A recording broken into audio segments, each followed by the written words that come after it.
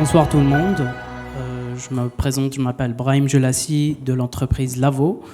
Je me suis rendu aujourd'hui, vu que mon collègue Chris Check n'est pas présent, il a eu un petit accident, donc pour le remplacer. Alors, je suis de l'équipe Inside Sales EMEA en Allemagne.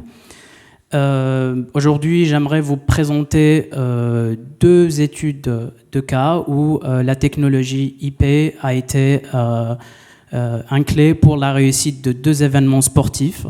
On parle d'un événement qui a eu lieu fin mi-juin jusqu'à mi-juillet en Allemagne, tandis que le deuxième, c'était un événement d'athlétisme qui s'est déroulé ici à Paris, fin juillet jusqu'à fin août. Alors, vu que j'ai seulement 8 minutes pour vous parler, j'aimerais me concentrer plutôt sur l'événement qui s'est déroulé en Allemagne.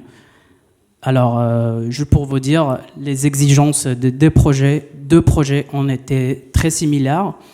Alors, commençons par un aperçu général de ce projet. Alors, l'événement s'est déroulé dans 10 stades différents à travers le pays, avec un centre de diffusion internationale construit à la ville de Leipzig. Donc, tout le contenu de vidéo était intégré en 1080 progressif en HDR. Pour ce qui est de partie audio, alors on parle de trois différents types, commençons par immersif 5.1.4, 5.1 et stéréo.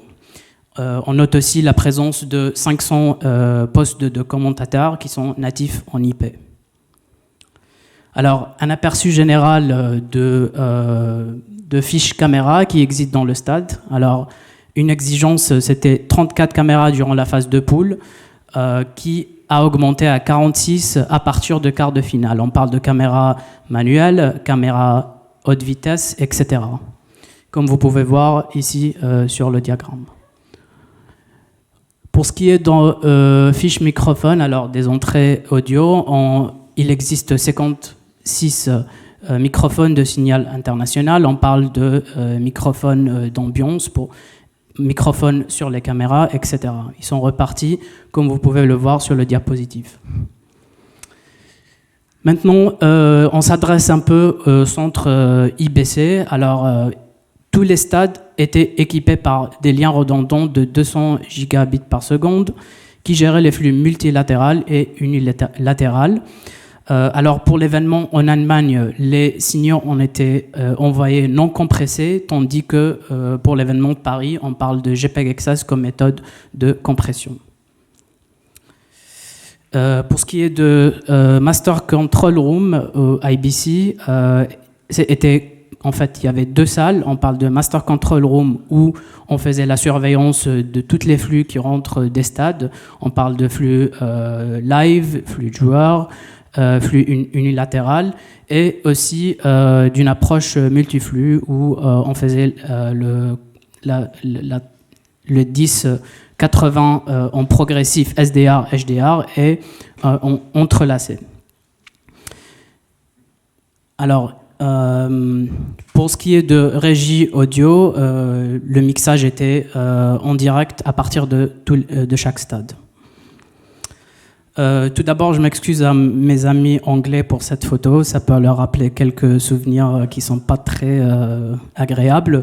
Mais on veut s'adresser pourquoi la technologie IP était vraiment un élément clé dans la réussite de ce projet. Alors, comme j'ai mentionné dans les diapositives précédentes, alors chaque stade était connecté au centre IBC par un lien redondant de 200 gigabits par seconde.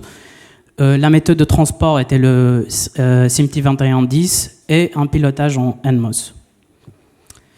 Alors, l'organisateur de cet événement a choisi la plateforme .edge comme plateforme pour que les entrées en fait SDI se convertissent en entrée IP, et le réseau servait comme un routeur géant pour envoyer et distribuer les signaux depuis le stade vers le centre IBC.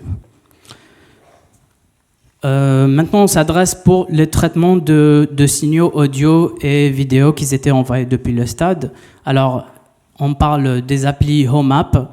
Malheureusement, étant donné que je n'ai pas beaucoup de temps pour rentrer dans les détails techniques, je veux juste vous donner un petit peu de concept général et avec plaisir on peut en parler au courant de cette soirée-là. Alors, on parle de plateformes de serveurs de traitement qui sont découpées en fait ou dissociées du hardware. On parle de technologies basées sur le cloud, comme vous pouvez reconnaître ici sur le diapositif quelques noms. Alors, cette photo a été prise du centre IBC à Leipzig, où on voit le cluster central des serveurs, où ces traitements de signaux ont eu lieu. On s'adresse maintenant à une fonction en particulier qui est le Conversion Up-Down Cross Converter, où on parle de traitement HDR, SDR, et aussi entrelacement entre progressif et entrelacé, conversion du UHD vers 3G et vice-versa. C'était effectué par les applis Home Apps. Pour ce qui est transcodage de flux, alors ici on parle de l'événement à Paris où on a fait recours à cette appli Home Stream Transcoder où on a échangé le 2110 en JPEG XS et vice-versa. L'appli Multiviewer était aussi présente dans le centre IBC. Pour être honnête avec vous, c'était basé sur l'ancienne technologie de Lavo, mais juste pour montrer l'échelle de ces Multiviewers. Également, le mixage audio était basé sur le même concept que le UHD, Up-Down Cross Converter. C'était fait sur des serveurs externes. Comme vous pouvez voir ici sur la photo, la présence de la console Lavo 56.